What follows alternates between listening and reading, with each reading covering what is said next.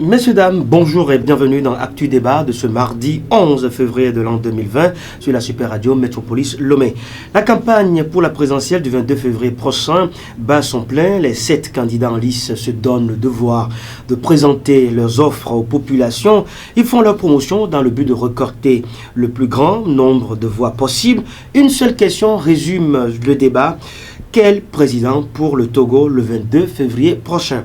Christian Trimois, ministre des Droits de l'Homme et des Relations avec les institutions de la République, également cas du Parti Unir, est notre invité pour répondre à cette légitime interrogation au regard du caractère très mouvementé de l'actualité sociopolitique du pays. En 2005, je le répète encore une fois, lorsque le président arrivait au pouvoir, les crises sociopolitiques que notre pays a connues de 1990 jusqu'en 2005 ont laissé des traces importantes sur la vie politique, sur la vie sociale, sur la vie économique de notre pays. Les grèves générales illimitées qui ont été proclamées par l'opposition de l'époque, qui n'ont jamais été levées jusqu'à aujourd'hui. Les opposants qui avaient fait faire le tour du monde pour demander la rupture de la coopération avec le Togo. Le Togo est resté pendant 15 ans sans coopération avec aucun partenaire international, sans appui financier venant des partenaires internationaux. Nous avons connu la dévaluation en 1994. Le Togo est le seul pays qui n'a pas eu de mesures d'accompagnement. Et donc, naturellement, en 2005, lorsque le président de la République est élu pour la première fois... Une élection contestée, bien sûr. Contestée, mais enfin, comme beaucoup d'autres, et probablement comme celle qui se prépare encore actuellement, puisque les opposants préparent encore la contestation. On en parlera tout à l'heure. Nous espérons qu'ils auront la sagesse de ne pas la faire, en tout cas de ne pas la faire de la manière dont ils l'ont traditionnellement fait jusqu'à maintenant. Mais à ce moment-là, vous arrivez au pouvoir avec, bien évidemment, des traces qui sont laissées. Donc, quand vous partez, vous prenez ce point de départ et vous regardez le premier mandat. Vous avez assisté avec nous ici.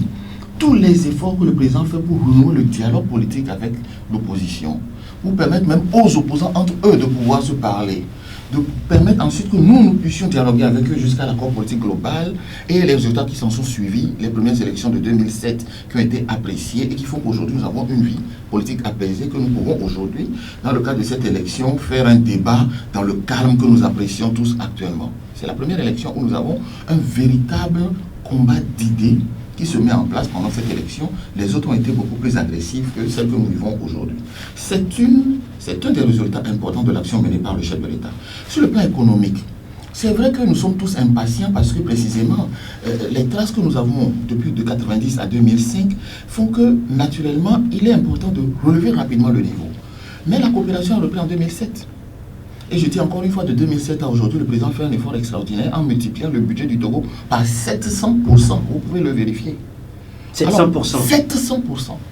Nous étions dans les 200 milliards et quelques. Aujourd'hui, nous sommes à 1400 milliards. Faites vous-même le calcul. C'est faisable. Mais les 200 et quelques milliards de 2005, c'était le budget du président il y a déjà en 1993, quand on rompait la coopération. De 1993 à 2005, le budget n'a pas changé à cause des crises politiques que nous avons eues.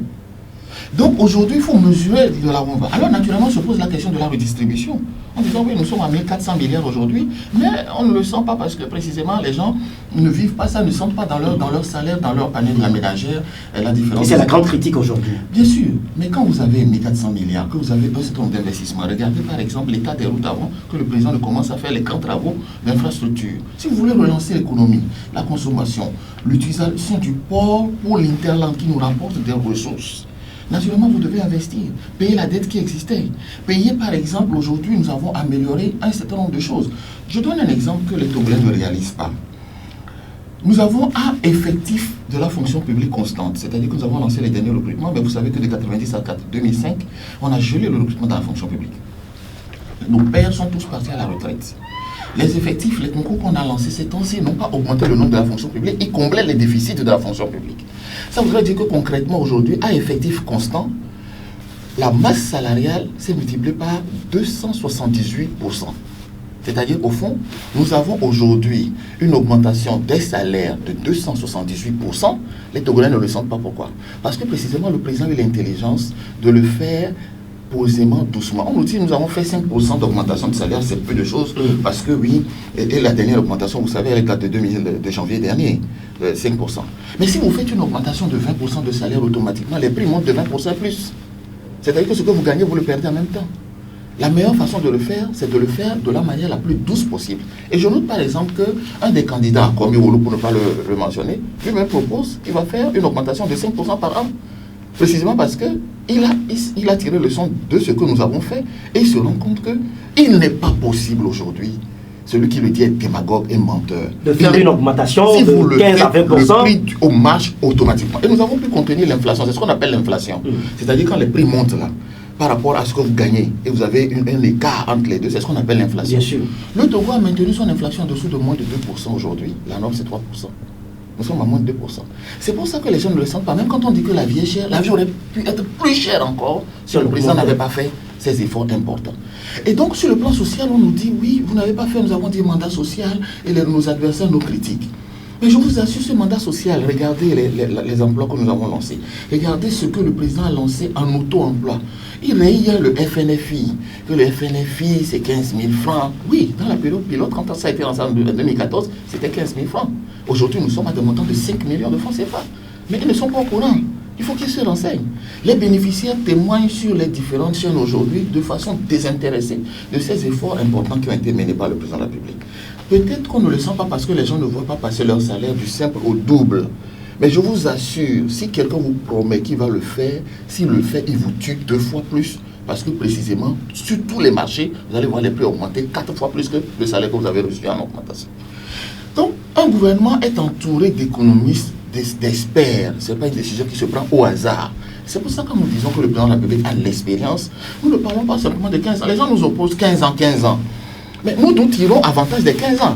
Pendant 15 ans, nous avons pris un pays difficile, nous l'avons remonté progressivement, nous avons trébuché sur la route, nous nous sommes relevés, parfois nous sommes tombés, parfois nous avons eu des échecs. Aujourd'hui, nous avons l'expérience. Il y a des choses qu'on peut vous dire et nous sommes sûrs que nous allons le faire. Il y a des choses que nous ne vous dirons jamais parce que nous savons que ce n'est pas faisable. Et donc, c'est le discours de la réalité, de la vérité que le président tient à dire aux Togolais. C'est pour ça que nous ne faisons pas de promesses grandiloquentes. Celui qui dit qu'il va multiplier le SMIC là, la fonction publique a une grille de salaire. Donc, quand on dit le SMIC, on parle des privés qui vont payer. Bien sûr. On parle des entreprises qui allons payer pour le personnel, pour les employeurs.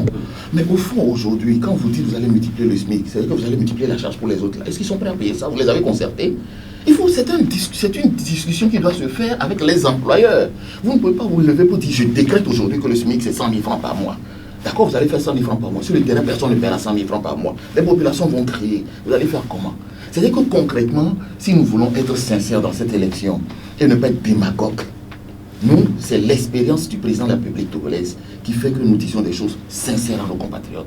Nous ne pouvons pas vous mentir, c'est ce que nous ne pouvons pas faire. Ce que nous pouvons faire, nous allons le faire. On nous reproche les hôpitaux. Nous sommes d'accord que le tissu de l'hôpital est délabré. Nous sommes d'accord pour dire que les infrastructures sont tombées. 15 ans de gouvernance, on parle de l'inexistence d'un hôpital de référence au Togo. Précisément, parler aussi des 15 ans qui ont amené aux 15 ans de relèvement que nous sommes en train de faire. Si vous ne prenez pas les 15 années précédentes qui ont créé le problème, parce qu'en 90, l'hôpital CHU, le CHU de Lomé, était l'un des meilleurs en 90. Quand le président Yadema était là, avant la conférence nationale, c'était l'un des meilleurs hôpitaux. Mais il est tombé. Quand vous avez aujourd'hui des professeurs David Dossé, qui sont des spécialistes, qui passent du temps à nous expliquer le droit constitutionnel, au lieu de passer du temps à aller soigner les malades à l'hôpital, qui vont se vautrer à Biassa, clinique privée, au lieu de travailler dans le secteur public pour lequel l'État les a formés. Vous voulez que vous répondiez à quoi ça? Un procès aux médecins qui... Mais précisément. Pour vous, il délaisse les hôpitaux publics? Un certain nombre, on ne peut pas généraliser la formule parce qu'il y a des médecins qui sont consciencieux, il faut leur reconnaître cela. Mais il y en a un certain nombre qui sont partis vers les cliniques privées. Je peux comprendre l'attrait du financement, l'attrait du paiement, du salaire, que la clinique privée offre mieux puisqu'elle est plus chère que l'hôpital public. Mais enfin, quand on a fait un serment d'Hippocrate, le minimum, c'est d'assumer comment ça fonctionne. Donc il y a de l'ordre à remettre dans cela. Mais les infrastructures, le plateau technique. Alors c'est vrai, les gens se moquent un peu du mot contractualisation, encore une fois de plus. Mais la contractualisation qu'on a donnée, c'est une nouvelle gestion des infrastructures hospitalières. Est-ce que cette contractualisation a des impacts aujourd'hui? Elle a des impacts. Comme toute expérience, naturellement, elle a des hauts et des bas. Elle a des hauts dans un certain nombre. Je prends l'exemple. Allez à Tapamé. À Tapamé, c'est un modèle. Aujourd'hui, Atapabé finance sa pharmacie sur ses propres ressources. Son plateau technique s'améliore sur ses propres ressources. C'est le résultat de la contractualisation. Ailleurs, avec la complexité, c'est vrai que les résultats sont moins visibles automatiquement. Mais c'est une expérience qui doit se tenir dans le temps, se corriger au fur et à mesure. C'est-à-dire déléguer la gestion des infrastructures hospitalières à des systèmes de gestion qui soient indépendants du fonctionnement classique de l'hôpital. Donc, c'est une expérience, nous allons tirer les conséquences, l'améliorer, corriger au fur et à mesure pour avoir de meilleures infrastructures. Mais nous disons que nous avons commencé à lancer la réflexion des hôpitaux du Togo. On parle de l'hôpital de référence. Je prends l'hôpital Saint-Pérégrin dont on est en train de parler. J'ai dit encore une fois que si vous le souhaitez, nous organisons une visite de chantier. L'hôpital sera réceptionné au mois de juillet. Quand on dit hôpital de référence, c'est un grand hôpital qui est construit sur presque plus de 1600 mètres carrés, plus 16 000 mètres carrés, qui comporte à côté un hôtel spécial pour les accompagnants. Mais on oublie de préciser que cet hôpital, il est accompagné de la réfection de 4 autres hôpitaux dans la région. Parce que précisément, vous ne quittez pas de chez vous pour aller directement là-bas, vous allez d'abord dans l'hôpital et qui vous réfère. C'est pour ça qu'on dit référence de l'hôpital de référence. Référence, ça veut dire, c'est pas que c'est le meilleur hôpital, c'est l'hôpital vers lequel on réfère les gens lorsqu'on a dépassé un certain seuil de pathologie. Les médecins vous expliqueront beaucoup plus techniquement la chose, je ne suis pas un spécialiste de ce domaine-là. Mais je constate simplement que ce projet existe, qui va être réceptionné au mois de juillet prochain, il a été lancé. Au mois de juillet.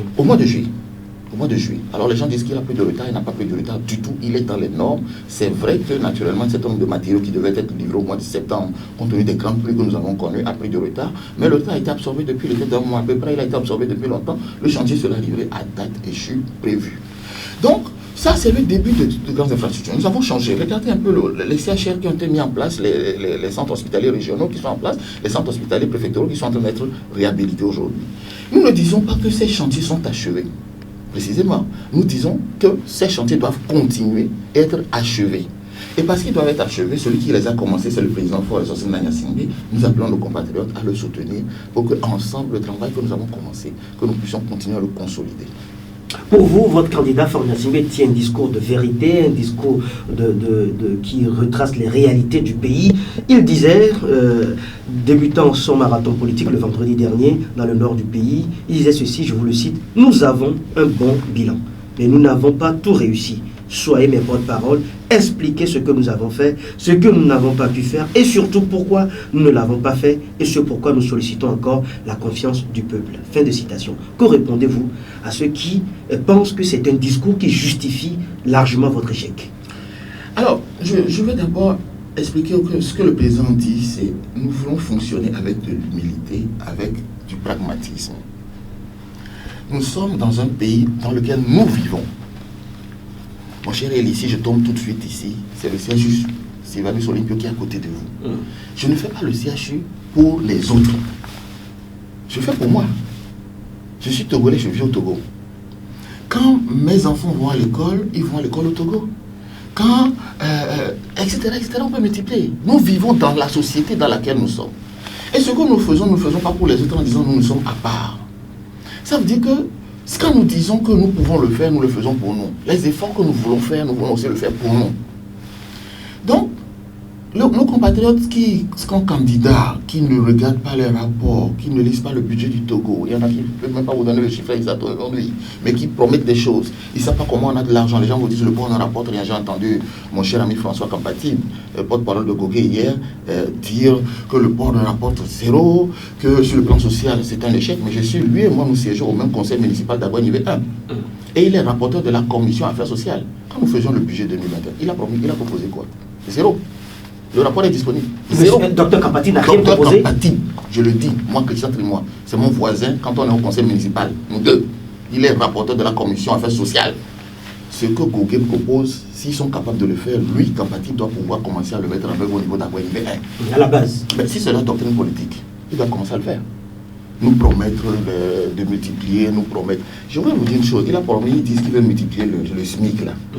Quand on est arrivé sur les agents qui prennent les taxes dans les marchés, actuellement, ils sont payés au résultat. J'ai proposé qu'on puisse leur garantir le minimum du SMIC de 35 000. Donc, compatible, est-ce qu'il va soutenir? Demandez-lui. Je parle à la radio, s'il est au courant, il n'a qu'à téléphoner pour dire ça. Le rapport est disponible. Donc, quand les gens viennent raconter des choses qu'ils ne sont pas capables de faire, ils font une grosse théorie parce qu'on est à une élection présidentielle, ils racontent leur vie. Nous pensons que ce qui doit être fait nous l'avons fait dans la capacité de ce qui était possible aujourd'hui.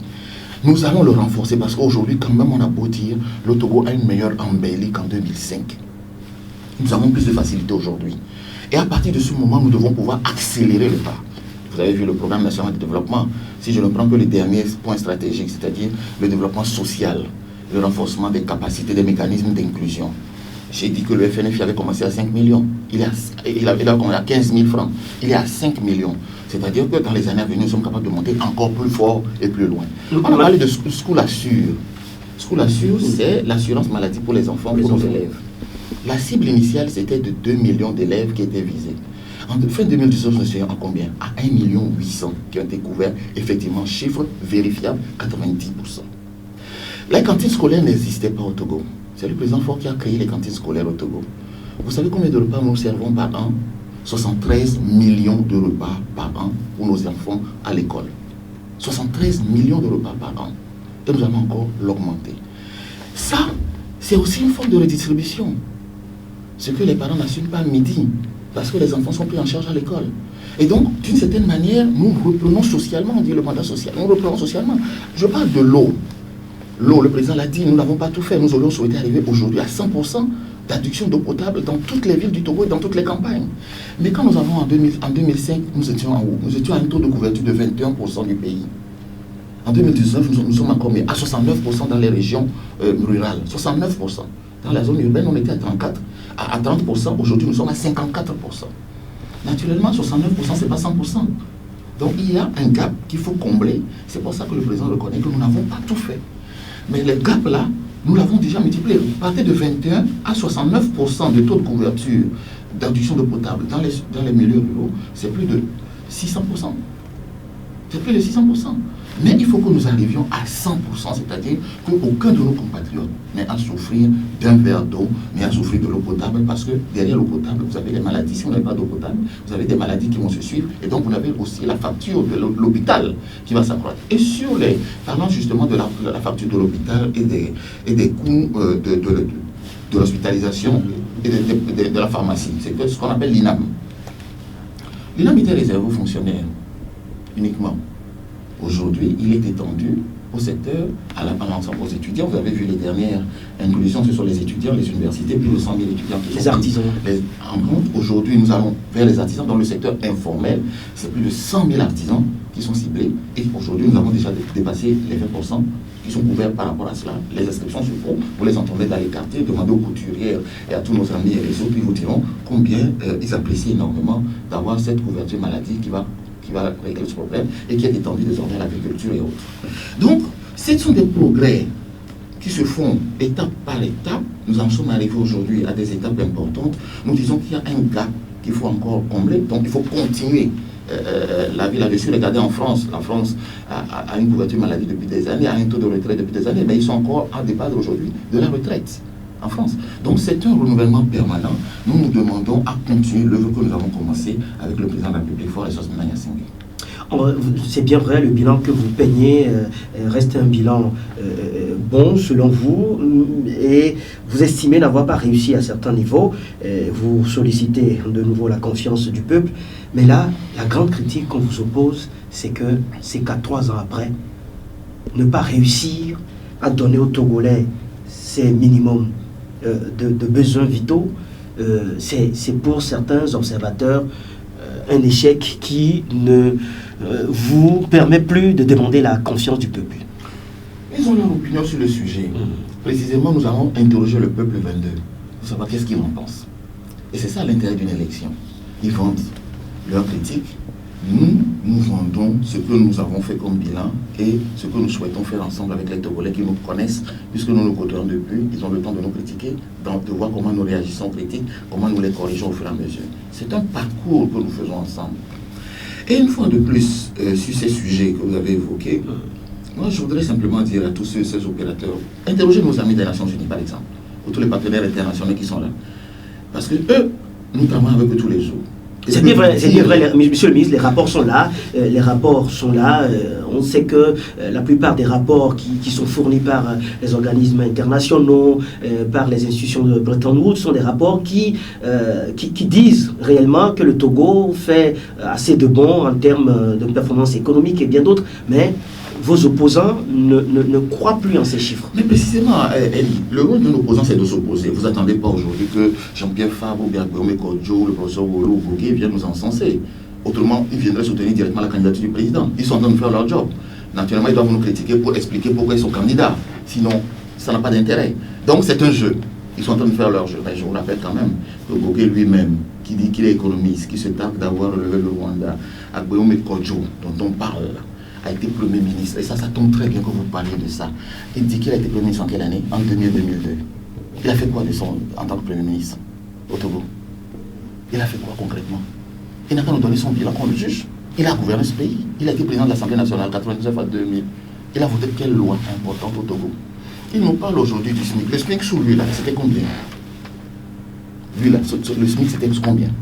Aujourd'hui, vous avez ce genre de personnages qui sont responsables. Vous avez dit 53 ans, on nous oppose 53 ans, mais naturellement, vous savez que c'est un élément de langage que l'opposition utilise parce qu'ils essaient de démontrer que nous sommes là depuis, mais le président, vous avez dit 15 ans. C'est juste, le président là depuis 15 ans.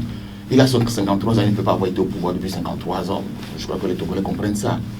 Mais si vous prenez le bilan antérieur dont on parle, peut-il critiquer le bilan du président Yadima, lui, qui en a été le Premier ministre, qui en a été le président de l'Assemblée, qui a été le ministre de l'Intérieur, qui se targue d'avoir été directeur général du port. Mais le directeur général du port, c'est nous qui voulons faire du port de Lomé un hub sous-régional, logistique sous-régional, et faire de Lomé un centre d'affaires de premier ordre. Quand on dit ça, il faut qu'on le dise en français facile pour nos compatriotes. Ça veut dire quoi au fond? On a dit doing business, ça dit que nous sommes l'un des meilleurs pays classés, réformateurs, et que nous sommes classés premiers, etc., etc. Ça veut dire quoi en fait? Ça veut dire qu'aujourd'hui, le président a créé au Togo les conditions nécessaires pour faire des affaires. C'est ça. Et que tous les hommes d'affaires peuvent venir s'installer au Togo, prendre leur siège ici, recruter des Togolais pour travailler. Il y a les conditions favorables pour faire des affaires au Togo. Quand on dit ça, on demande simplement de créer des entreprises au Togo et d'embaucher des Togolais. Nous disons que nous attendons combien de ça? 500 000 emplois pour nos jeunes. C'est possible? C'est possible. Dans les 3 axes. Nous avons parlé de hub. C'est ce que j'explique. Aujourd'hui, vous avez un port en eau profonde. Le Burkina, le Mali dépendent de nous. Et tout ça, si nous ne valorisons pas ça, si les entreprises ne s'installent pas, que les commandes ne viennent pas, que des conteneurs ne viennent pas au port de Lomé, comment vous embauchez des gens pour pouvoir travailler? Mais vous allez noter que les banques se sont multipliées à Lomé ces temps-ci. C'est précisément parce que nous avons non seulement la sécurité, mais nous avons un certain nombre d'éléments de fluidité qui permettent aujourd'hui aux banques de travailler depuis Lomé vers l'extérieur, de récupérer l'argent des autres pays, de les installer chez nous, de les prêter aux Togolais, de faire en sorte que les hommes d'affaires étrangers qui s'installent chez nous, en puissent utiliser ces moyens-là, créer de l'emploi et permettre que nous puissions avoir une meilleure vie. C'est ça le mot. Nous parlons de l'axe 2 du PND, on dit création d'agropole et industrie manufacturière, etc. C'est vrai, c'est des termes techniques. Ça veut simplement dire que désormais, nous visons nos frères et sœurs de l'agriculture à qui nous allons donner les moyens, non seulement d'avoir une meilleure production, on parle de mécanisation des tracteurs. Vous avez vu en temps, nous avons commencé à donner des tracteurs sur le terrain. Nos amis nous disent que nous donnons des coucous et des roues. Mais les agriculteurs sont là, ils voient ce que c'est. Aujourd'hui, nous donnons des moyens financiers. Le MIFA, mécanisme d'incitation financier pour l'agriculture. Le MIFA, aujourd'hui, est un mécanisme qui permet aux agriculteurs d'avoir des moyens de financer leur production. Mais nous mettons plus. Nous mettons en place bientôt des entreprises pour transformer sur place les produits. Voilà où le président de la République, par exemple, et je vais finir là-dessus, le président de la République a exigé aujourd'hui que les cotonculteurs, on achète du coton, on commence à faire la transformation à Lomé. Et quand vous allez avoir dans la zone industrielle, là, on est en train de faire dans le cadre de PND, actuellement zone industrielle, c'est des réservoirs textiles. Nous avons déjà les entrepreneurs qui sont, les investisseurs qui sont là pour faire là-bas des entreprises de transformation textile. Et vous avez entendu que nous allons relancer Togotes. C'est précisément pour que le coton du Togo soit d'abord transformé au Togo. Nous avons parlé du manganèse la dernière fois et du phosphate. Et vous avez vu ce qu'on a enseigné avec Dangote. Pour que nous commencions à produire l'engrais chez nous, on ne prend plus le phosphate brut comme ça, on envoie à l'extérieur. Donc bien sûr, vous aurez toujours une partie brute qui va partir en exportation à l'extérieur. Mais que les engrais soient fabriqués ici, une première transformation, ça va réduire le coût de l'engrais pour nos agriculteurs. C'est tout ça que nous mettons dans cet axe 2. Et le troisième axe du FNFI, donc ce que nous avons parlé sur le règlement, il y a, c'est vrai, les mécanismes d'inclusion. Quand on dit ça, c'est vrai, les gens disent que ça fait un mot scientifique, etc. Ça veut simplement dire que tous les Togolais doivent pouvoir avoir l'argent facilement pour faire leur job quand ils veulent s'installer. Qu'ils aient l'argent pour acheter des machines pour faire leur travail, qu'ils puissent sur place ici disposer de quoi nourrir, se vestir, se soigner et avoir plus de 3 repas par jour si c'est nécessaire. C'est-à-dire qu'au-delà de toutes ces questions, nos opposants, les 6 autres candidats qui nous critiquent, d'abord ne sont pas les mieux placés pour le faire. J'ai entendu Wolo nous dire qu'il faut une loi sur le droit, mais Wolo a été doyen de la faculté de droit, non? Il ne sait pas écrire une loi. Il y a des députés qui sont là, non?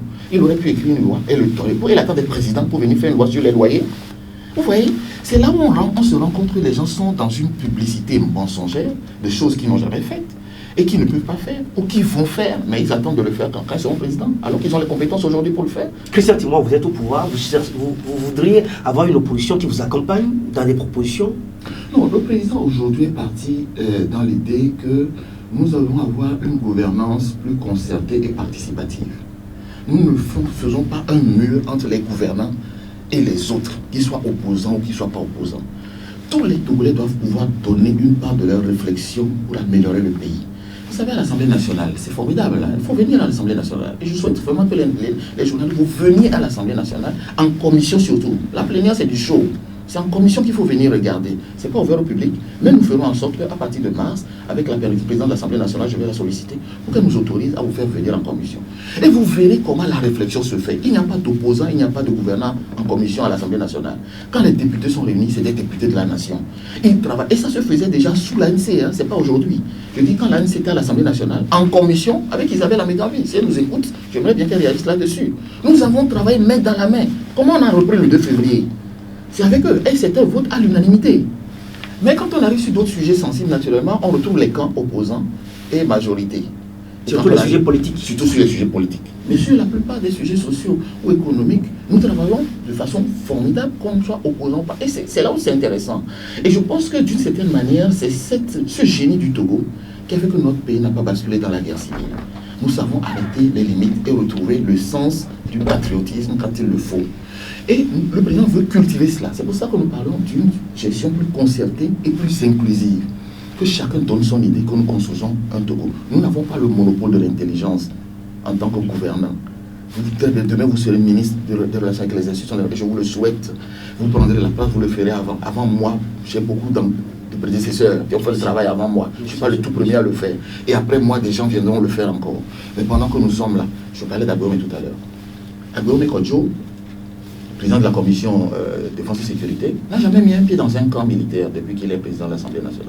C'est moi qui l'ai amené à l'état-major à l'occasion de la commémoration des opérations de maintien de la paix et lorsque nous rendions hommage à nos militaires qui sont tombés au Mali. C'est moi qui l'ai, et quasiment je l'ai presque forcé à y aller avec moi. Et c'est là où je l'ai amené au camp d'Anidogome pour voir comment on fait la protection des manifestations publiques. Et l'armée nous a fait une belle démonstration d'encadrement de maintien d'ordre et de protection des personnalités. Il en a été séduit. Mais M. Alikui, Sénat, qui est le président du groupe parlementaire UFC à l'Assemblée, était avec moi. Je les ai tous venus faire venir, y compris l'opposition. Tous les autres sont venus avec nous dans le camp militaire. Quand on n'a jamais organisé une seule réunion, je le mets au défi de le prouver depuis qu'il est candidat et depuis qu'il est président de la commission défense et sécurité de l'Assemblée. Pas une seule réunion de la commission il n'a présidé. Alors, ce monsieur peut-il parler à l'armée aujourd'hui, faire des promesses interminables? Et je vais terminer là-dessus pour finir avec l'info pour tout parce que c'est une quantité négligeable, ce monsieur. Mais je vais vous dire, lui, quand on a eu les attaques du 22 au 23 novembre contre des militaires à Banivé, à Sokolé, je l'ai appelé. S'il m'écoute, j'aimerais qu'il réagisse. Je l'ai appelé et je lui ai dit, Monsieur le Président, vous ne pouvez pas rester indifférent à l'attaque des militaires alors que vous êtes président de la commission sécurité et défense de l'Assemblée. Il m'a dit, les échos que j'ai disent qu'il y a des fouilles dans les maisons, que les militaires sont en train de bastonner les gens, je ne peux pas m'associer à ce genre de déclaration. Je dis même la compassion. Babadé, qui me donne la mienne de guerre. Voilà.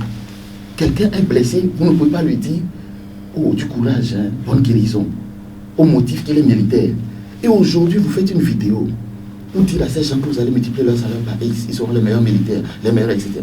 Non, vous voyez, c'est ce genre d'imposture, de mensonges, des gens manipulateurs de cette nature-là que nous ne voulons plus. En tout cas, Agbome Kodjo, pour la dynamique, Monseigneur Kodjo reste l'homme des grandes expériences politiques, un homme d'État qui, dans ses discours, vous venez tout à l'heure de le citer d'ailleurs, dans ses discours, n'hésite pas à rassurer les Togolais d'être une garantie pour la tendance politique au Togo, surtout en rassurant même l'armée. N'êtes-vous pas inquiété un peu par rapport à ces promesses à l'armée? Vraiment, puisque le chef de l'État en a parlé. Je ne veux pas être cynique, mais à la limite, j'ai un peu envie de rigoler. Aboume Kodjo, c'est un vendeur de fruits et légumes. C'est-à-dire qu'il a une politique saisonnière. À la saison des mangues, il est avec nous. À la saison des papayes, il est avec les autres.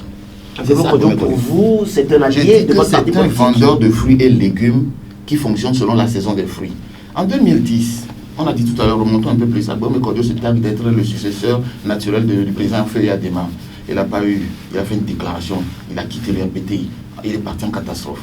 Le Premier ministre, etc., tout ça là, il est parti, il était avec nous, non. On dit que c'est un fils, c'est lui-même dit qu'il y a des c'est son père spirituel. Donc il est avec nous. Donc quand on dit 53 ans là, lui il n'est pas dans 53 ans, il est devenu un meilleur modèle aujourd'hui. Ça c'est un. Deux, Aboume Kodjo, dont on parle là. En 2010, il n'était pas candidat contre nous, contre le président Faure.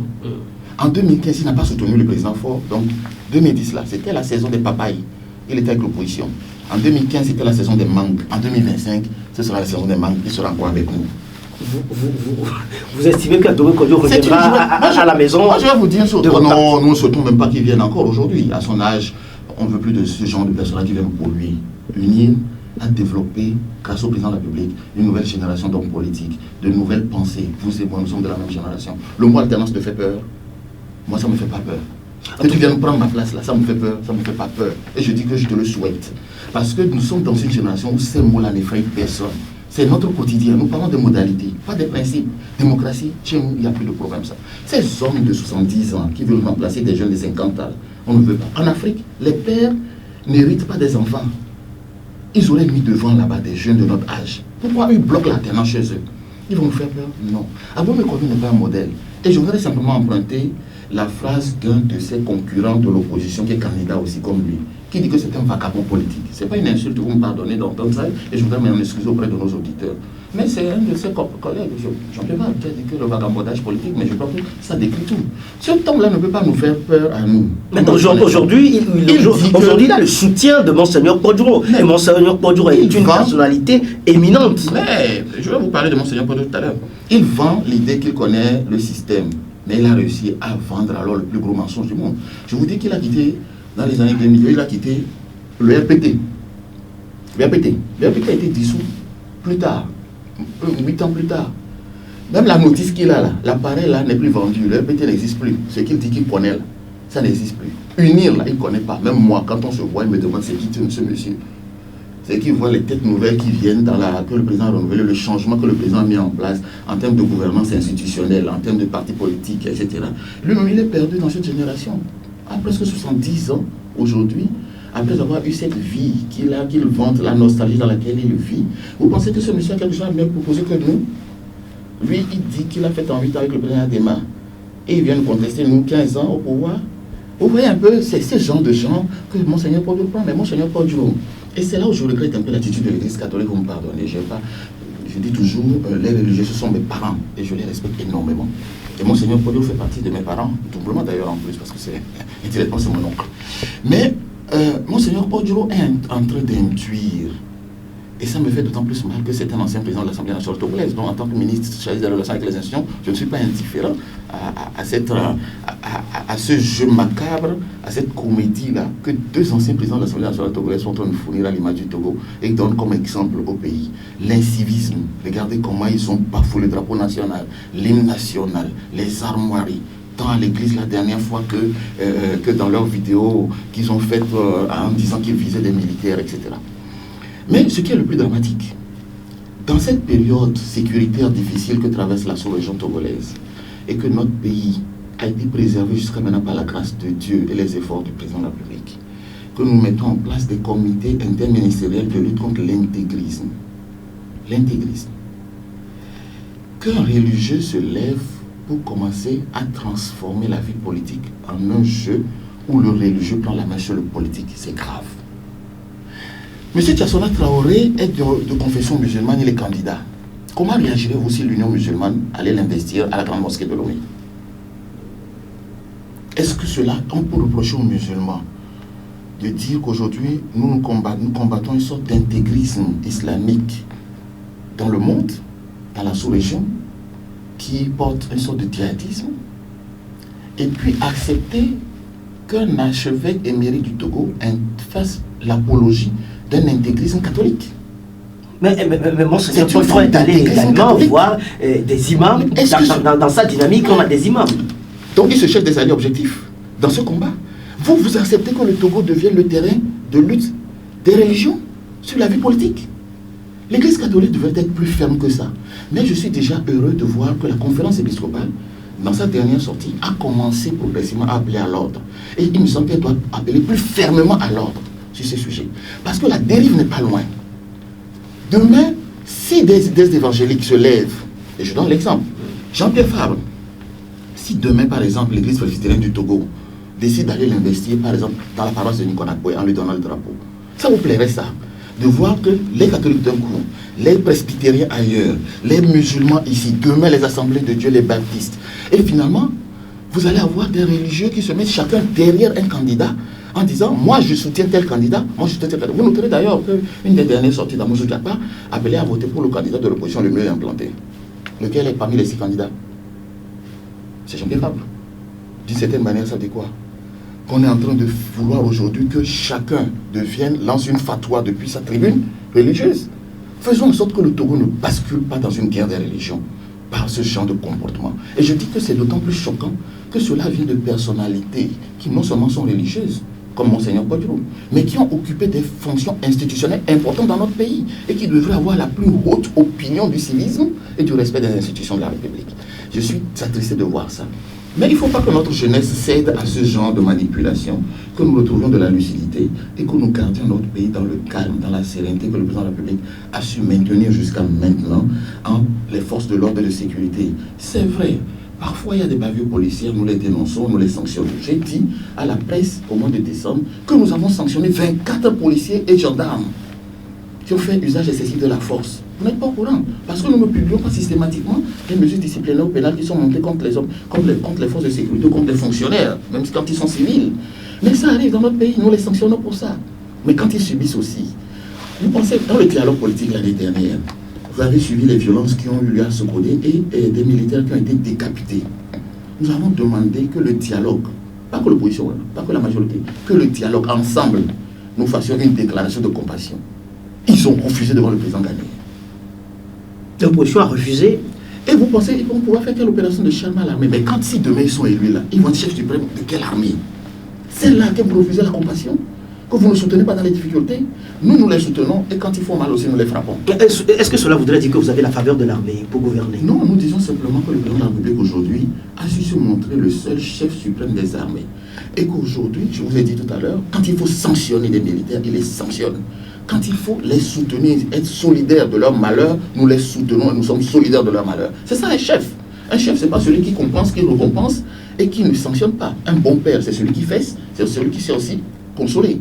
Et donc, il faut pouvoir agir sur les deux. Je vous ai donné l'exemple d'Agono Kodjou. Je dis encore une fois, s'il m'entend et qu'il conteste, on vient nous deux devant votre radio, il donne sa version, je donne la mienne. Nous souhaiterons vraiment avoir ce débat avant la fin de cette campagne. S'il n'est pas d'accord avec ce que j'ai dit là, il n'a qu'à venir. Christian Trimois, nous revenons un peu au registre bilan. Monsieur le ministre, vos propos sur RFI il y a quelques jours ont suscité des polémiques portant sur le fait que vous dénoncez la gestion du général Yassine Benyadema tout en acclamant celle de son fils. Comment analysez-vous réellement les deux gestions? Mieux, qu'est-ce qui fait la différence? Alors, c'est vrai que je pense que nos adversaires dans cette élection, parfois, ils ont besoin effectivement qu'on les aide à trouver quelques éléments de critique. Parce que finalement, ils n'ont pas d'argument pour nous critiquer. Ils ont bondi là-dessus. Mais ils font toujours la même erreur quand ils veulent citer. C'est comme quand ils ont dit que j'avais dit de prendre les armes, pour nous renverser, etc. Personne ne croit à ça. Moi, je fais partie d'une majorité, puis j'appelais des gens à me renverser par les armes. Non, tout le monde connaît le contexte. La même chose ici. Ce que je voulais dénoncer par là, c'est précisément de 90 à 2015. Et vous avez vu avec quelle précipitation ils se sont lancés dans les commentaires de ces 3 mots-là, que j'assume totalement. Je n'en retire pas un seul mot. Vous avez dit que quand le président de la République est venu au pouvoir en 2005, il a trouvé un pays qui était en difficulté sociale, économique et politique, et je le réitère ici encore. Mais qui étaient les responsables? C'est précisément les candidats qui sont contre nous aujourd'hui. De 90 en 2005 jusqu'en 90, tout le monde reconnaît que le Togo était un pays économiquement prospère, socialement établi. Politiquement, on peut discuter des options politiques qui existaient avec le parti RPT à l'époque, le parti unique. On ne fait pas l'histoire du pays. C'est notre histoire, nous l'assumons avec ses défauts. On peut remonter à Sylvanus Olympio, on peut remonter à Gruniski. Chacun a, dans le parcours politique de notre pays, commis parfois des erreurs. D'autres ont fait des progrès. Et il n'y a personne qui soit totalement blanc ou totalement noir. Nous sommes des êtres humains et la perfection n'est pas humaine. Donc nous faisons bien. Nous, aujourd'hui, nous n'avons pas la prétention, et le président de la République l'a dit, nous n'avons pas tout fait. Donc nous n'avons pas la prétention d'avoir tout fait. Nous n'avons pas la prétention d'être les plus parfaits non plus. Nous avons aussi, et nous rendons compte de ce que nous faisons. Mais nous disons que de 90 à 2005, la situation politique de notre pays, les responsables sont ceux qui ont mené la conférence nationale, Podjo en tête, président de la conférence nationale, qui nous a fait l'échec d'un rendez-vous national manqué le plus puissant de toute l'histoire du Togo. La conférence nationale aurait dû être comme les Béninois l'ont fait chez eux, le lieu de réconciliation des Togolais. Ils en ont fait le lieu de déchirement. Et les débats constitutionnels que nous avons eus en disant que 1992, on nous dit que la Constitution 92 a été adoptée à 98%, que le général Yadima a appelé à voter pour cette Constitution. À cette période, le président Yadima était tellement en faiblesse politique qu'il avait quasiment un pistolet sur la tempe. Il a accepté. La preuve est là. En 2002, dès qu'il a eu l'opportunité, quand les autres ont fait leur boycott habituel, il a changé ce qu'il devait changer. Est-ce que Yassine Yadima s'opposait à la démocratie? Non, il était au pouvoir, c'est lui qui était contesté, donc c'est pas lui qui s'opposait à quelque chose, c'est contre lui qu'on s'opposait. Donc naturellement à l'époque, moi je ne refais pas l'histoire du Togo, encore une fois de plus, les générations futures feront le bilan de tout le monde, puisque je suis encore gouvernant. Mais ce que nous voulons dire, c'est que ceux qui ont fait la grève générale limitée, paralysé notre pays, et le président Yadima avait fait à l'époque de la question de l'année, de sauver l'année scolaire, une question d'honneur, qui fait que le Togo n'a pas connu d'année blanche. Parce qu'il avait dit, je peux tout perdre, mais pas les élèves, qui sont le futur. Je lui en sais gré. Si cette année blanche avait été blanche, peut-être que je n'aurais pas été ministre cette année-ci. Parce que l'année suivante, j'ai passé mon bac. Et je vous assure. Donc aujourd'hui, pour vous dire d'une certaine manière, oui, je suis reconnaissant général Yadima d'avoir sauvé les années scolaires au Togo et d'avoir permis que le Togo ait une année blanche. Après, vous avez deux opposants qui ont fait le tour du monde pour demander la suspension de la coopération. Nous l'avons subi 15 ans durant. C'est le président Faure qui a renoué les fils en 2007. 15 ans de rupture de coopération. Gel des salaires, gel des recrutements. Certains de nos parents sont partis à la retraite sans jamais voir un échelon supplémentaire s'ajouter ni les conséquences financières de leurs avancements. Ils ont perdu tout cela. Pour qui? Pour des gens qui ont rompu la coopération, qui ont demandé aux partenaires de nous abandonner. Dans des années où on était en train de faire une dévaluation importante du franc CFA. Ça ne s'est pas arrêté là. Ils ont bloqué tous les parcours possibles, de 1990 à 2005. Alors c'est vrai, quand on arrive en 2005, que le président Faure vient, et qu'en 2 ans, 2007, il renoue les fils de la coopération internationale. 1 an, 2005, 2006, il arrive à un accord politique global. Et il confie à qui la présidence de l'accord politique global? À Maître Agboebo Apollinaire. Il confie à qui le premier ministre de l'année 2006 pour pouvoir conduire la réforme? À Maître Agboebo Apollinaire, opposant connu, historique du CAR, qui a été un échec total. Après, on nous dit que nous avons bloqué la réalisation de l'APG pendant 11 ans. Mais enfin, qui était le premier ministre qui était chargé de faire ça? C'était la mission de Maître Agboebo. Il n'avait pas une autre feuille de route que ça. Il n'a pas fait. Mais vous êtes comptable quand même de tout ça? Nous assumons en tant que... Nous assumons notre part de responsabilité dans les événements. Ils n'étaient pas seuls sur le terrain, naturellement. Il y avait eux, il y avait nous. Je dis encore une fois, nous ne sommes pas dans le déni. Mais nous disons aux Togolais, notre vie a été suffisamment tumultueuse pour que nous répétions l'histoire. Aujourd'hui, si nous voulons consolider ces choses avec le président Faure, c'est précisément parce que, c'est vrai, nous avons fait de grands progrès. Pour l'instant, s'ils ne sont pas très consolidés, ils sont encore fragiles. Les gens qui appellent à la contestation violente des élections... Oui, justement, des fois, nous ne voulons plus ça. Parce qu'on est reparti pour 15 années encore de crise politique. Les crises politiques nous ont fait mal. On veut construire des hôpitaux, on veut augmenter les salaires. Si nous partons sur une crise politique, il n'y aura pas d'hôpital, il n'y aura pas de salaire. Parce que pendant ce temps, tous les investisseurs vont faire marche arrière. Le hub logistique de Lomé, les banques là, tout le monde va fermer, partir. Regardez simplement quand on a eu les manifestations 2017-2018 ici, sur le boulevard. Pourquoi nous étions amenés à interdire parfois des manifestations sur certaines rues? Mais des boutiques ont fermé. Des gens, des citoyens normaux qui ont pris leur argent pour créer une boutique, employant 2 ou 3 personnes, payant donc 2 ou 3 salaires, ont été obligés de fermer en mettant ces 3 personnes au chômage. Le rapport du FMI a relevé... Est-ce que nous allons répéter encore cette histoire? Pour dire que, mais pour des histoires de politique, je dis encore, moi, je suis venu avant moi, il y avait des ministres au Togo. Après moi, il y aura des ministres. Est-ce que pour moi seul, on peut éteindre le pays? Non. Quelqu'un qui veut devenir président demain, est-ce que pour ça, on peut éteindre le pays? Non. Nous disons qu'après nous, il y aura des Togolais. Après eux, il y aura d'autres Togolais. Donc nous devons faire en sorte que le peu que nous avons remonté maintenant de 2005 à aujourd'hui, nous l'enracinons profondément pour que plus jamais dans notre pays, nous n'ouvrons la voie.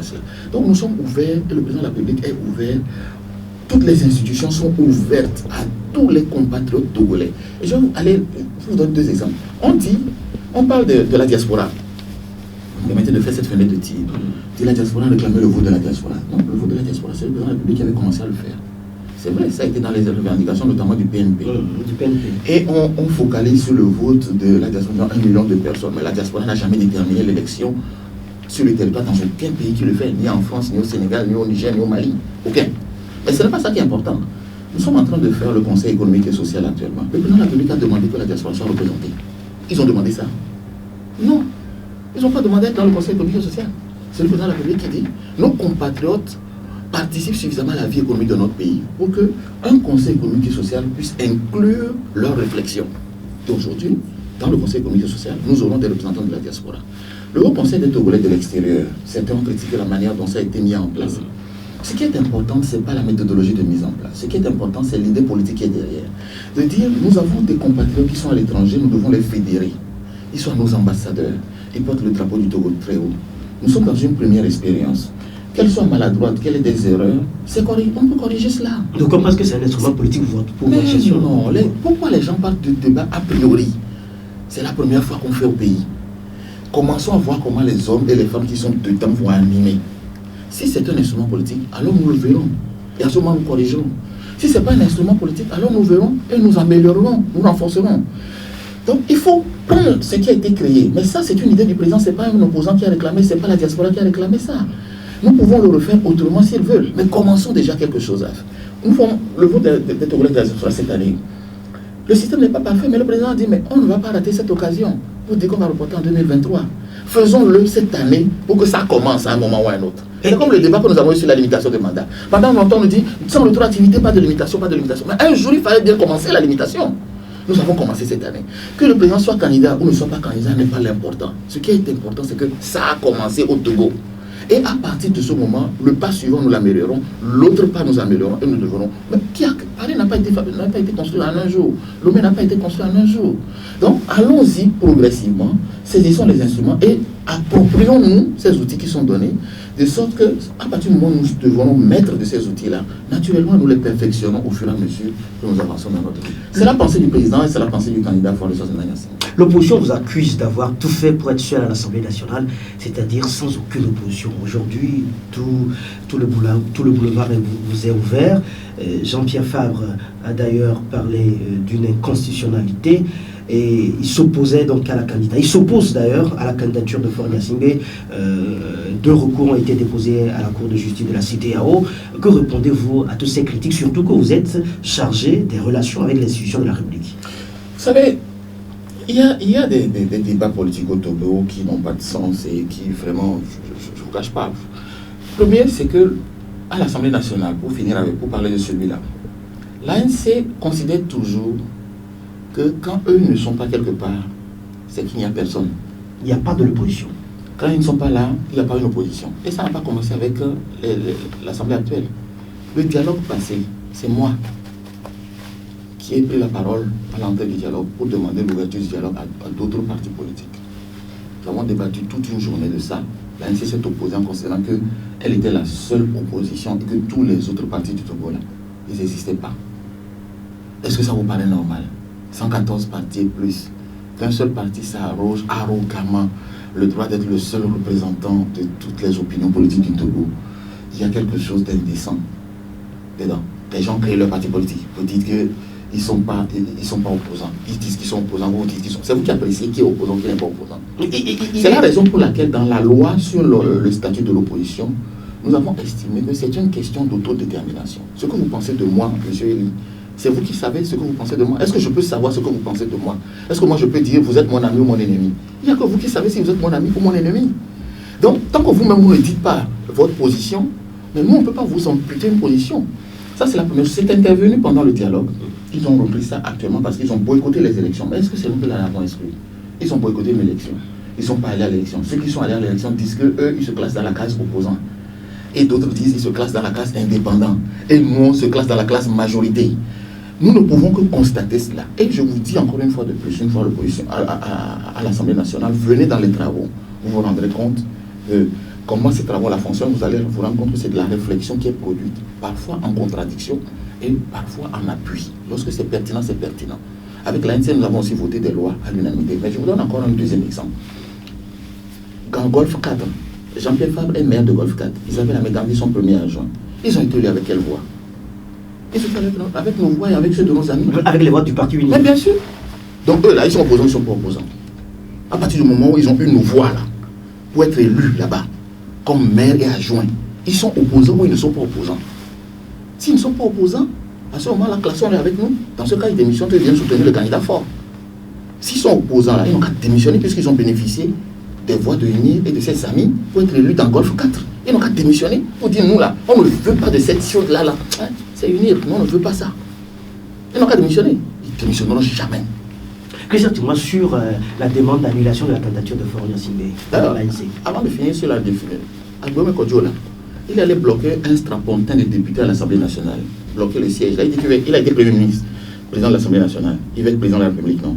Pourquoi il bloque le siège des députés, il ne veut pas laisser son suppléant venir s'asseoir? Lui, grand homme là. Il passe dans les couloirs. Dans les couloirs de l'Assemblée, il faut venir voir. Il y a les photos des anciens présidents. Il y a sa photo. Il passe sous sa photo pour aller s'asseoir sur une petite chaise derrière. Là, quand on fait les cérémonies à l'Assemblée nationale, je suis toujours embêté quand je le regarde. Parce qu'au fond, vous avez tous les anciens présidents de l'Assemblée qui viennent, à qui nous faisons le protocole d'honneur. Et puis vous avez un ancien président. Le seul au Togo qui a cumulé Premier ministre et ancien président, c'est lui. Hein. Il n'y a pas de Togolais qui ont fait ça. C'est le seul. Enfin, sauf Sébastien Sonepio, à l'époque, qui a pu faire les deux. Ce monsieur arrive et s'assoit dans les derrière, sur la petite chaise derrière, quand on dit, voilà un grand homme du Togo que nous devons honorer, un de nos pères que nous devons honorer. Il va s'asseoir là-bas et vous le regardez avec un regard pathétique.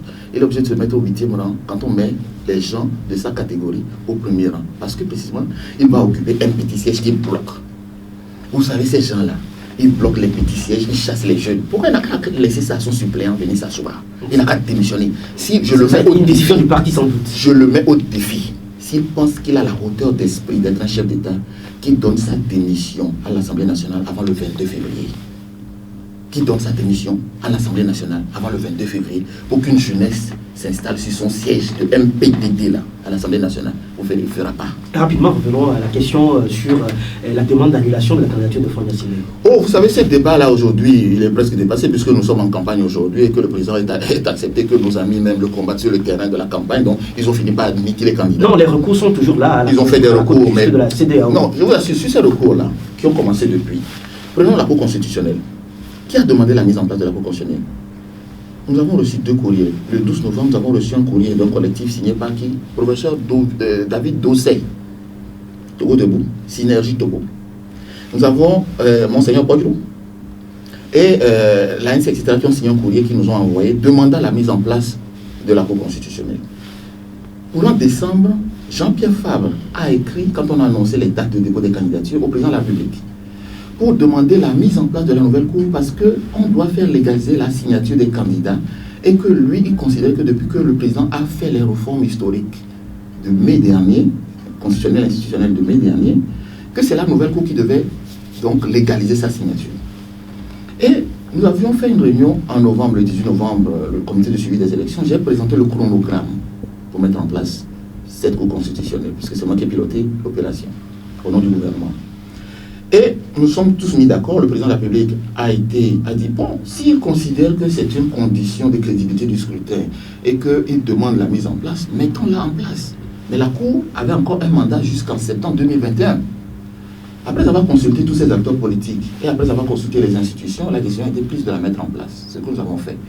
Mais pendant le dialogue politique l'année dernière sous l'égide du Ghanéen et du président ghanéen et du président guinéen, et quand l'expert de la CEDEAO avait fait sa première proposition, il avait fait une proposition de cour à 7. Rappelez-vous, les documents sont disponibles. Puis nous avons dit la cour togolaise est à 9 depuis 2002, nous maintenons le 9. Et la question de savoir les deux du Sénat, comme le Sénat n'est pas en place, est-ce qu'on les mettait en place avant ou pas? Et nous avons convenu, nous allons mettre en place le Sénat parce que nous avons fait les élections locales. Et le Sénat, pour mettre en place le Sénat, il faut faire les élections locales.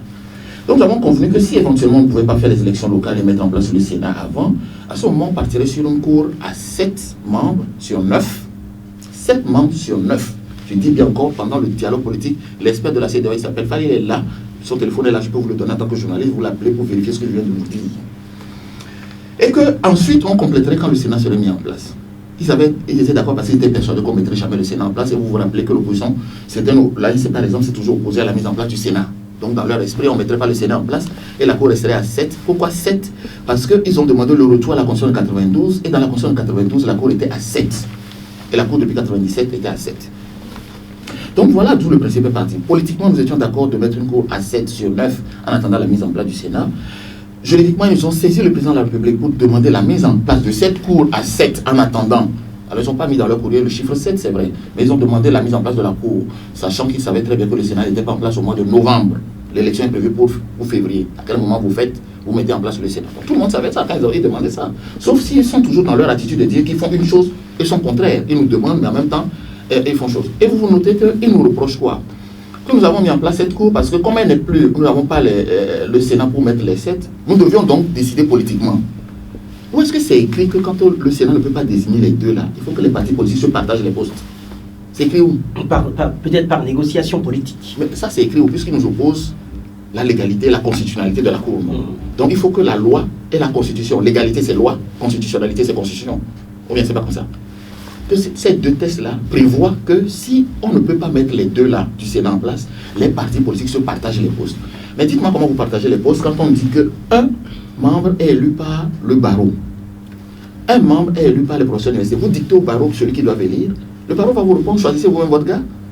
Vous allez demander à chaque avocat du Togo, votez pour Eli. À tous les professeurs d'université, votez pour Trémois. Non, vous ne pouvez pas diriger leur vote. Donc les avocats ont organisé, ils ont élu leur gars. Et les professeurs d'université se sont rassemblés, ils ont élu. Les deux qui sont élus par les magistrats se sont rassemblés, ils ont élu également. Et les deux qui sont élus à l'Assemblée nationale, il y avait 16 candidatures à l'Assemblée nationale. Peut-être qu'on aurait pu dire qu'on pouvait négocier politiquement parce que c'est les groupes politiques là-bas. Ils n'en ont rien fait. C'était à nous de commencer à les voir. Non, ils ne nous ont pas approchés. On ne nous a pas approché. L'Assemblée nationale a voté parmi 16 candidats. Et les deux du président de la République, ils auraient pu écrire au président pour dire, bon, donnez-nous un au moins. Ils n'ont pas fait. Le président a choisi les deux qui semblaient pouvoir exécuter la fonction. Et le boucle est bouclé. Quand on arrivera au Sénat, s'ils sont intéressés, à ce moment on en discutera encore. Le Sénat, nous espérons, tout se passe bien, le Sénat sera mis en place d'ici la fin de l'année. Pour janvier prochain ou l'année prochaine, on aura les deux du Sénat, la Cour sera complète. Mais donc la Cour ne souffre de rien. Mais je vais vous dire encore plus. Ceux qui ont produit l'idée, la réflexion là, c'est Togo Debout et Synergie. Qui ont produit la réflexion. Il dit que la Cour est inconstitutionnelle parce que c'est un acte de création. Et que pour un acte de création, il fallait commencer à 9. Mais la Cour est créée depuis 1997, ce n'est pas aujourd'hui. Le greffier en chef de la Cour est toujours là. Lui n'a pas changé. Le personnel administratif de la Cour est là, le secrétaire général. Et là, on n'a changé que des juges. Et ça, donc, une Cour, ce n'est pas que des juges, c'est le personnel qui va avec la Cour, qui fait la Cour. Mais au-delà de ça, ces deux-là ont écrit à la même Cour. Ont écrit à la même Cour début janvier pour demander à la Cour d'annuler la candidature du président Faure. Synergie Togo et Togo Debout qui ont dit que la Cour est illégale. Ils ont écrit à la Cour pour lui demander de faire ça. ANC qui a écrit pour dire que Assouma, M. Assouma et M. Amados Djoko ne sont pas éligibles à la Cour, ont écrit à Amados Djoko et à M. Assouma pour demander l'annulation de la candidature de Faure Gnassingbé. Où ils sont là, où ils sont bons et bien élus, et ils sont juges, ou bien ne le sont pas. Mais les deux là sont allés, à l'ANC qui conteste, est allé devant Assouma pour faire légaliser sa signature pour être candidat. Vous voyez les incohérences là dont on parle. C'est que les gens sont simplement entre eux, ils n'attendent aucune réponse. Ils ont saisi la CEDEAO, tout ça là. Ils attendent aucune réponse, tout ça va être rejeté là-bas. Mais ce qu'ils essayent simplement de faire, c'est qu'ils accumulent les petits éléments, progressivement, pour qu'à la fin de l'élection, quand on va les battre proprement... Vous allez les battre proprement? Mais au premier tour. Et comment? Vous allez voir, ça va être justement, ça m'amène à vous poser la question. On va les battre. Est-ce que l'organisation de cette présidentielle, quelle garantie de transparence? Je vais finir là-dessus, je sais qu'on a besoin de votre temps, mais sur cette question-là, Ils mettent les éléments en place pour que le lendemain des élections, quand on va les battre, là, ils vont contester pour dire la fraude, on a violé, et d'abord c'était illégal, etc. Mais est-ce que vous rassurez les Togolais de la transparence de ces élections? Sur la transparence de l'élection, là, ils avaient demandé la mise en place de la Cour, c'est fait. La CENI, c'est la même CENI qui les a fait élire maire. C'est la CENI là, qui est là, composée sur la base de la loi. C'est la même CENI qui est là. Quand la CENI dit qu'ils sont élus maire, elle est correcte. Quand la même CENI travaille sur les présidentielles, ils disent qu'elle n'est pas correcte. Donc la CENI, ils l'ont accepté. Deuxième chose, sur le fichier électoral, ils ont dit que ce fichier électoral-là, il était contestable, contesté. Nous avons fait venir une mission de l'OIF. Mais comme ils disent que l'OIF, là, ils sont bizarres, on a rajouté la CEDEAO, une mission mixte. 2 organisations internationales connues, acceptées de tous, sont venus faire l'audit du fichier. On dit que ce fichier, il est conforme aux standards internationaux pour l'élection présidentielle. Donc ça, c'est acquis également. Sur l'observation internationale, j'entends, ils disent partout qu'il n'y a aucune observation internationale parce qu'on a refusé au Conseil Paix et Justice et épiscopal Paix et Justice d'être observateur. Donc si eux là, c'est les seuls observateurs crédibles au Togo, il y a plus de 15 organisations de la société civile togolais qui sont accréditées pour cette ordre. Donc certains sont proposés même par des chanceliers étrangers qui sont sur le territoire togolais ici. Je ne donnerai pas de nom, mais vous pouvez vérifier. Deuxième, donc ça veut dire que c'est suffisamment crédible. Deuxième, il y a une observation internationale par l'Union africaine, par la CEDEAO et l'OIF, l'Organisation internationale de la francophonie, va faire ce qu'on appelle une mission d'information et de contact. Alors j'entends dire oui, les Nations Unies ne viennent pas. Mais ça fait des années, des décennies que les Nations Unies n'organisent plus les élections, les observations électorales dans aucun pays. Ce qu'ils font, c'est ce qu'on a vu venir, c'était une mission préélectorale, des missions électorales. Nous avons reçu ici une première mission préélectorale pour définir les besoins. Nous avons eu la mission mixte de Ibn Chambas et le général Bianzin, CEDEAO et OIF, pour UNOAS. Pour ça, nous avons une deuxième mission de M. Ibn Chambas. Ici, les Nations Unies font du monitoring des élections, suivent les élections et seront toujours là, continuer par suivre les élections jusqu'à leur terme. Et vous avez le G5 sur place qui fait le tour de tous les partis politiques, des institutions du processus électoral pour s'assurer que les choses se passent très bien. Sur la proclamation des résultats, ils nous ont dit proclamation bureau de vote par bureau de vote. Ça n'existe pas dans notre code électoral.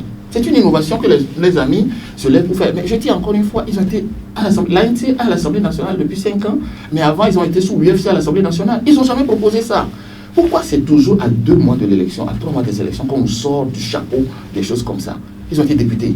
Un député a le droit de proposition. Isabelle Amégrandi sait écrire une loi. Elle est juriste, elle est avocate, non? Elle aurait pu écrire. Jean-Pierre Fabon peut lui pardonner. Lui, là, il n'est pas juriste, donc il ne sait pas. Mais tous ces gens qui sont autour de lui, là, ils peuvent écrire et déposer sur la table de l'Assemblée pour une discussion. Ils n'ont jamais fait. C'est tout simplement pour essayer de bloquer le processus. Mais ils ont droit à un délégué.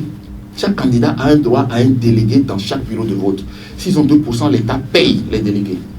Ils sont 6. Ils ont mis en place sous Zessa Javon, je note d'abord au passage que Zessa Javon, qui soutient Togo Debout contre la Cour constitutionnelle, était candidat à la Cour constitutionnelle. Au niveau des avocats, les avocats ont trouvé qu'il était trop jeune, il ne faisait pas les 15 ans d'ancienneté, ils ont éliminé sa candidature. Quand on a éliminé sa candidature, là, automatiquement, il est devenu contre la Cour constitutionnelle. Mais s'il avait été élu à la Cour constitutionnelle, là, la Cour constitutionnelle est légale ou pas légale? Il faut que les gens arrêtent de vouloir nous mélanger pour des intérêts personnels.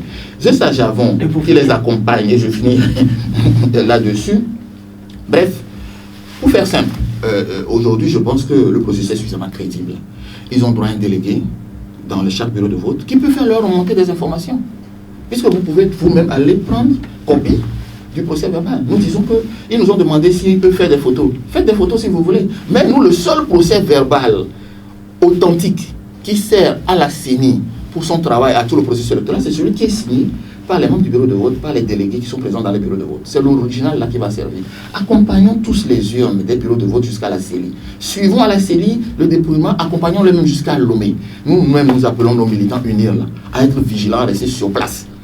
Eux aussi, leurs n'ont qu'à rester sur place. Nous allons tous aller, quand on va les battre proprement, qu'au moins pour une fois, ils aient le courage de prendre leur téléphone pour dire « Monsieur Forest-Osona, nous sommes au candidat, vous êtes notre président, le président de tous les Togolais. » Vous ne cessez de le répéter, Christian Trémoire, vous allez battre tous les candidats de l'opposition, vous allez les battre proprement.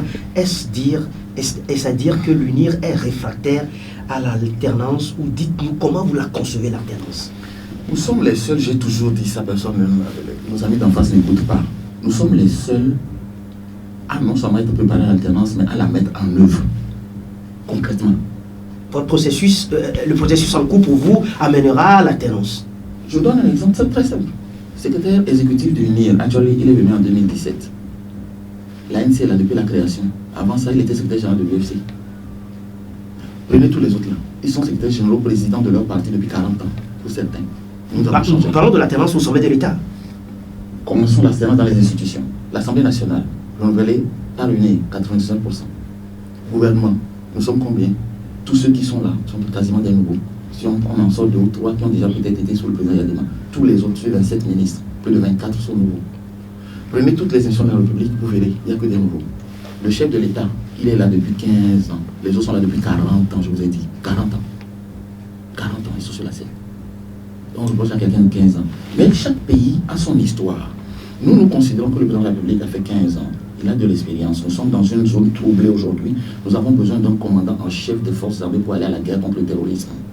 Que nous sommes en train de maintenir, de gagner actuellement progressivement. En tout cas, notre pays est resté le seul couloir sécurisé. Nous ne voulons pas changer de capitaine dans la bataille.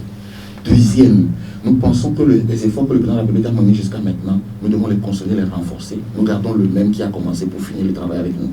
Mais, je vous dis encore une fois, UNIR, c'est le parti qui a intégré l'alternance et qui le prépare. Que nos amis commencent à nous donner le modèle d'alternance dans leur propre groupe et nous verrons que moralement et donc, de point de vue de leur doctrine politique, ils adhèrent à l'alternance, qu'ils n'utilisent pas seulement contre nous. La deuxième, la jeunesse chez eux, elle est où? J'ai mes collègues de classe qui sont dans l'opposition. Pourquoi ils ne les mettent pas devant? Ils font barrage à la jeunesse. Ils sont tous autour de 70, entre 68 et 70 ans. Tous les candidats, regardez-les, à part Wolo et peut-être Puissant. Mais tous les autres, là, ils ont plus de 68 ans, 70 ans. L'alternance, là, Elie, tu veux que ton père te succède à toi? Non, qu'ils laissent des jeunes venir devant nos collègues de chez eux, là. Et je parle à la jeunesse de l'opposition aujourd'hui. Si vous ne prenez pas le pouvoir dans vos partis, là, l'alternance ne sera qu'une chimère chez vous. Nous, chez nous, là, on est alternés, on sera toujours alternés. Nous sommes les champions de l'alternance. Regardez parfois les autres Nanyasingbe. C'est le président de tous les Togolais. C'est un président jeune de 53 ans face à des dinosaures de 70 ans et plus qui ne veulent pas céder la place aux jeunes. Cette alternance des générations, vous devez la faire chez vous. Chez nous, elle est une réalité.